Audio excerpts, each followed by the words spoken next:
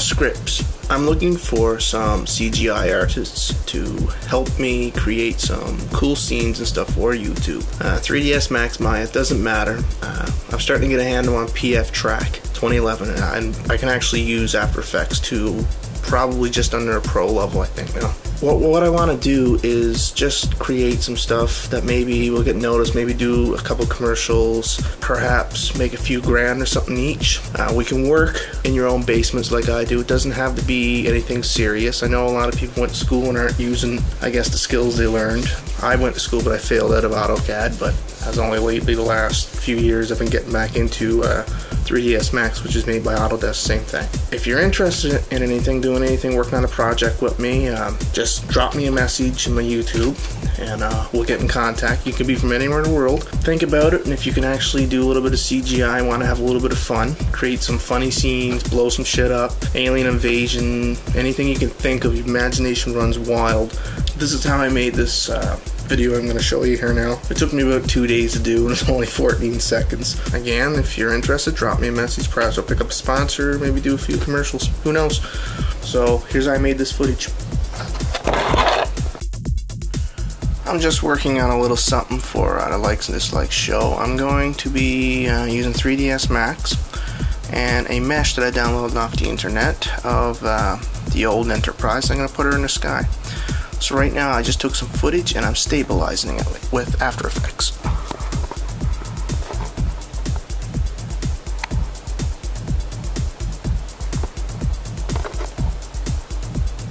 Now it's going to do its stabilization, and then what I have to do is take it into another program. I export this in a PNG sequence. Oh, made it widescreen, cool. But I need to take this into another sequence of JPEG. So what that did was stabilize my motion. Let me, okay, it's on half, let's just play it. You look at the camera's a lot smoother.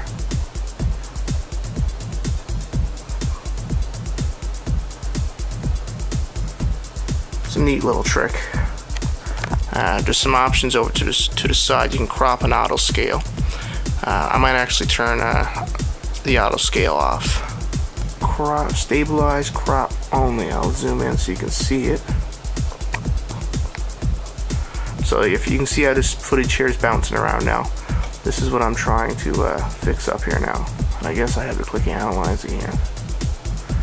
So this is going to take a minute, and what she's going to do is crop the motion of the video for me. And I'll also show you the Enterprise I'm working on. Now, like I said, I didn't do this. I'm not that skilled, but some really nice people actually uploaded this to a site. I'll show you. And the nice guy that did it is Bucky, whoever the fuck he is. Good job, by the way, whoever the fuck you are. Let's go back to 3ds Max. Scan out there, you can see, and I put in some lighting, and whoa, this is really hypersensitive. Why does it do that, I wonder? But anywho, upload's not full screen. Can't zoom in tall. Oh, there it is. I don't know why it does that. Anybody want to tell me why? When I click zoom in once, it like goes, or I can't see it. But anyway, let's just render this, just to give you an idea of how this is going to render. Going to pop over in this window, and I'm going to do it in motion. I'm going to add a camera. Like I said, I'm going to need to get the tracking points. I'm going to use PF Track, which was new, just released in March. I had a lot of issues with it, but I went through a few tutorials and I think I got her down. This is going to be a fairly simple scene anyway. And she's doing a render there.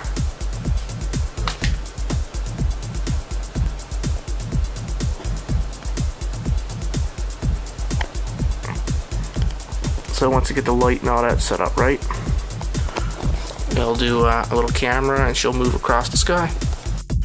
Alright, so after I get all that done, I have to render out the PNG sequence, which is what I'm doing here now.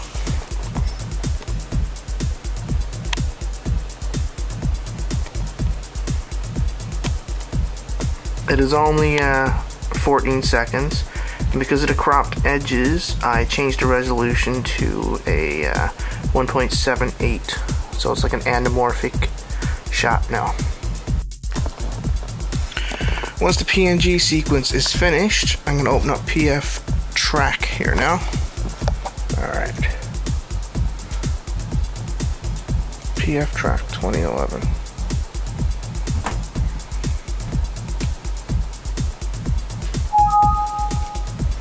Ignore that. Alright, create. We're gonna call this Star Trek. And frame rate is gonna be 29.7. Camera preset auto, deinterlace none, it's shot in P, confirm. Yeah, I only got about 15 million hard drives on here. What is E? I don't want no space on E. F. Alright, here we go. Enterprise. Just save it there. Alright. Enterprise. Star Trek. Not what I wanted. Where the fuck did I create that to then? Now, Star Trek. There we go. And there's our footage.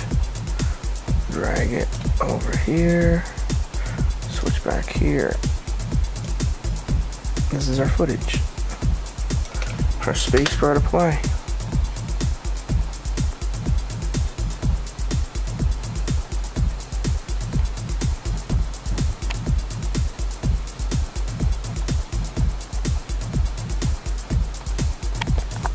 So now I have to track this.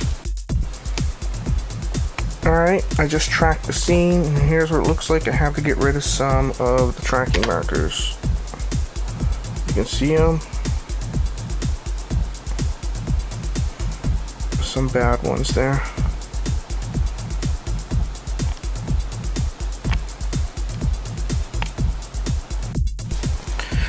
So once you auto track it and you remove the points, I darken the image, I'll show you what it looks like. Everything, all the lines should look smooth. If they don't look smooth, you're gonna have trouble.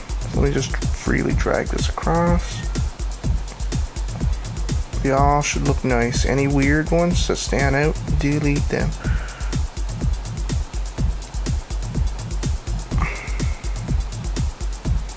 That's it. So now we need to click on create a camera solver. Boom. This is our camera solver.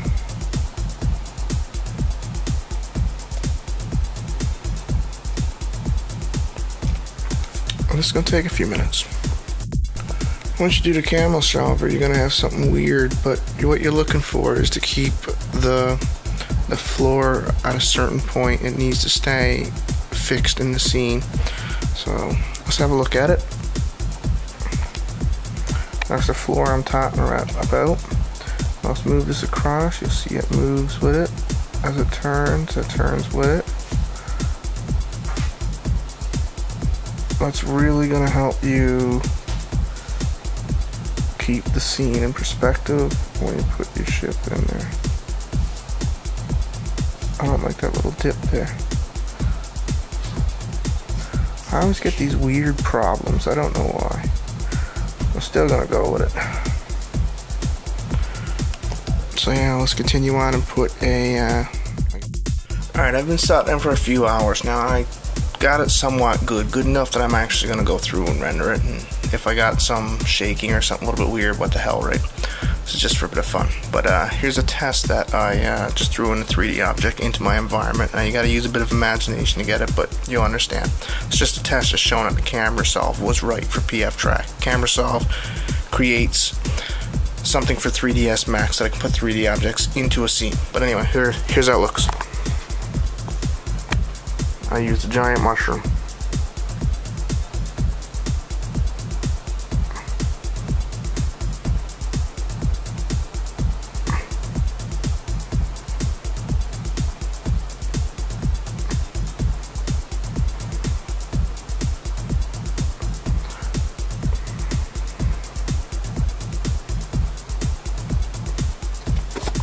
So let's try to get this imported in 3ds Max at the right scale. So I'm about to render here now. I'm going to show you what I'm doing here. Alright, I'm just going through the setup production. I'm going to be rendering a PNG with the alpha channels. Desktop, enterprise, nope. Render, spinner, enterprise, new folder. 3ds Max Trek. We'll call that one. Go inside for the drop down. We're going to pick PNG Connie Trek. So that's what we're going to do. PNG done. RGB 24 or 16.7 million. Blah blah blah.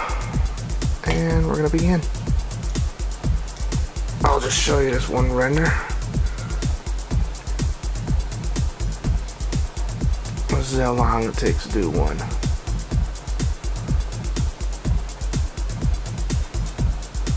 Remember, I'm using my motion tracking camera, scale 1:1. I figured out. This is one frame of 14 seconds at 30 frames per second. So you're looking at 14 times 30. That's how many of these frames I have to render. What I'll just do is zoom in. All that black is going to be alpha channel.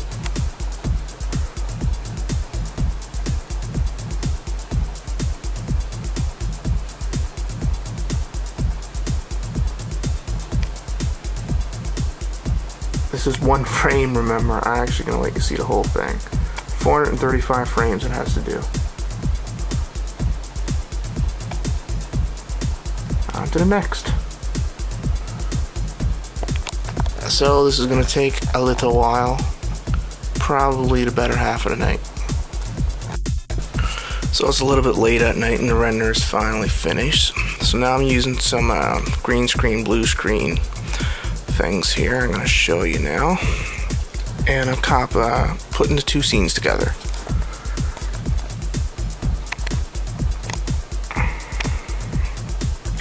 Alright, just to show you my matte, I'm going to change the final result here to screen matte. That's my screen matte. These dark lines are what it's letting it through. And I'm actually chroma keying the blue here, which will let the wires go through. Screen matte, color corrected edges, inside mask. But anyway, this is the final result. You can actually see the wires, they're coming through now.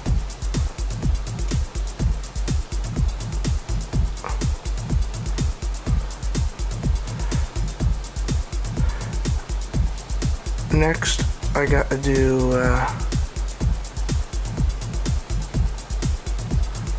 wow, looks like there's a frame there that's bad. I'm gonna have to fix.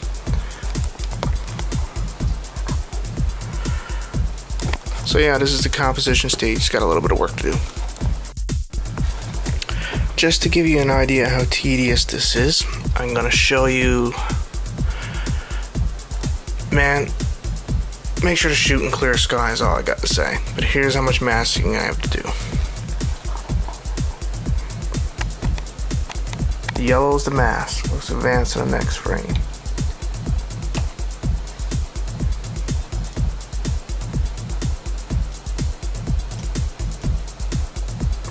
And this is just these three lines. I need to go back in and redo all this again for the other lines. Why am I doing this? Because they need to be in the foreground to make it look like the ship is in the background. So you have to do this. And you move on to the next one. Frame by frame. That's how you do it. Alright, it's 6 o'clock. And just gonna quickly show it. This is ROM 2 right now.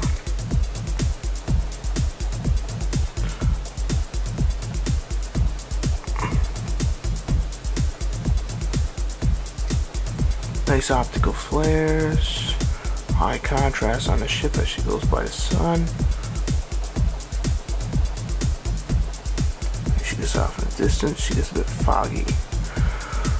Now, just to show you how many fucking masks, and I'm only halfway done.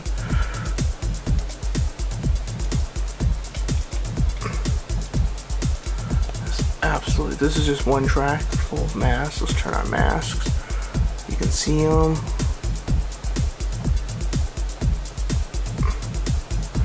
That's one lot of masks.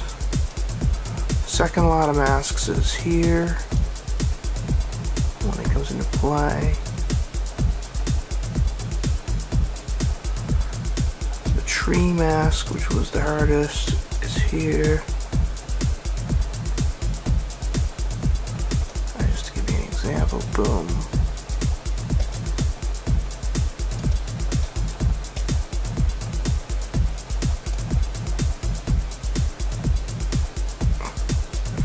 And the optical flares layer.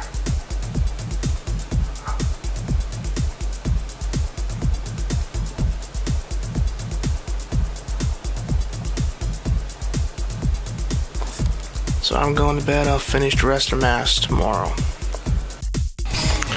Alright, so I'm still working on masking, and it's now the next day at 6 p.m. I only just got up a little while ago. But just to give you an idea of how much work this is.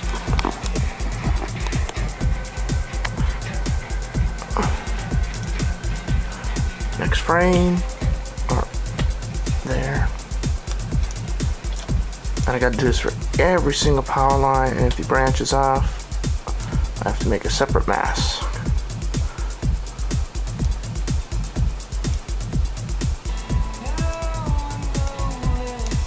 I'll fix the color and stuff later.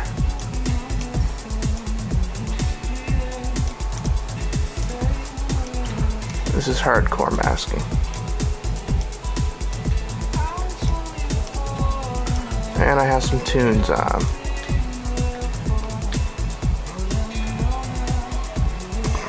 You can see this is what I mean by branching off right there. It broke off and I had to do another one.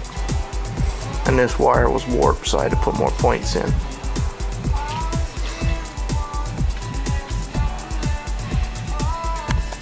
So I'm gonna continue working on this for the next couple hours. Alright, so I'm just about to render out the scene now. I'll give you a preview of how it looks. All the wires are done. Let me zoom in. I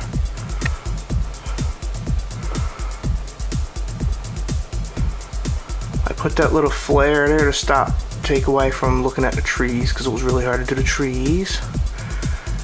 And what I intended for it to be was a reflection from this bright sun, which is Optical Flares by Video Co-Pilots. She flies along. All the wires. I had to do this wire a bit different because it was green. So let me just show you how many masks I got.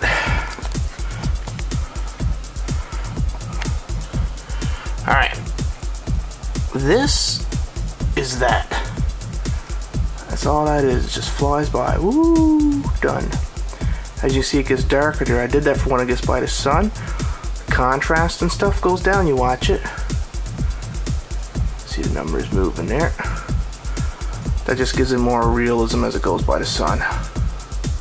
So that's just a ship. Compass that on the original layer without the wires being masked.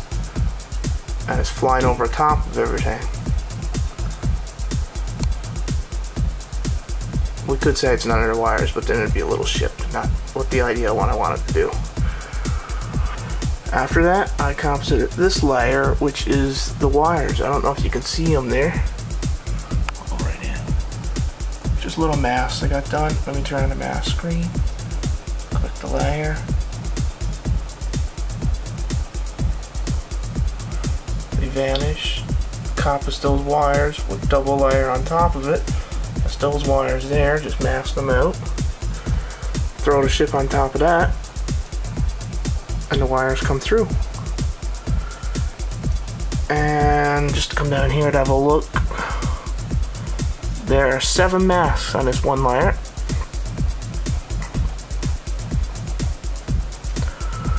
The next layer has 9. This layer has 10 to 17. I don't know, another 5 or 6 or something. Another boatload. These are all just wire masks too, and it took me fucking hours and hours and hours. And that's the last 2 masks of the scene. Now, some of the effects I'm using. As she goes along, you got that glare. That glare is actually on layer 2 is optical flares. Open it up. I made this one myself. God, I love this camera. Let me move that around just to get an idea what it looks like. Are you sure you want to cancel without saving? Yes, I want to cancel. So you move along, and you got another optical flares right here. I have them tracking to the sun. And I have a layer mask so that when the ship flies in front of it, it goes out like that. And it comes back in when she's out of it. And this is where the ship goes dark. And I thought about doing a shadow, but I don't know if we'd actually get a shadow over 2.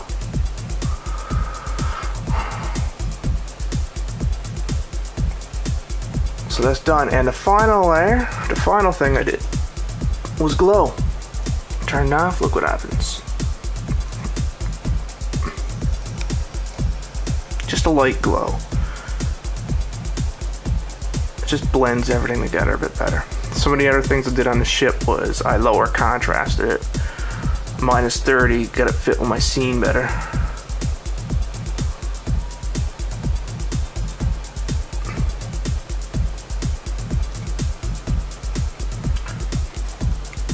So that's that, and that's After Effects, and I'm going to render this out now, and I'm going to upload it for you guys. The last stage in actually doing a video like this is putting in the sound effects. Now, I got my regular 20th Century Fox DTR I made. You're going to see that here now. Some of you have already seen it who've been watching my videos.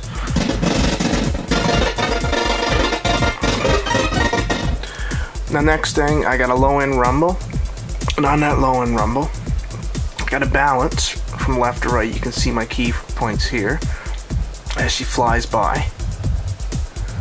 You might be able to pick this up on my camera. It's stereo, so let's just apply it.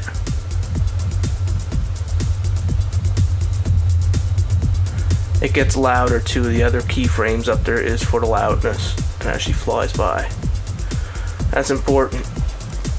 One of the last things I want to do is I want to add the real track in behind it. So how I'm going to do that is I'm going to drag it into Video 2, lock it there, but I'm going to hide the actual video. Oh, wrong one. There. Now if I apply it, you'll hear what I heard when I was actually recording the scene.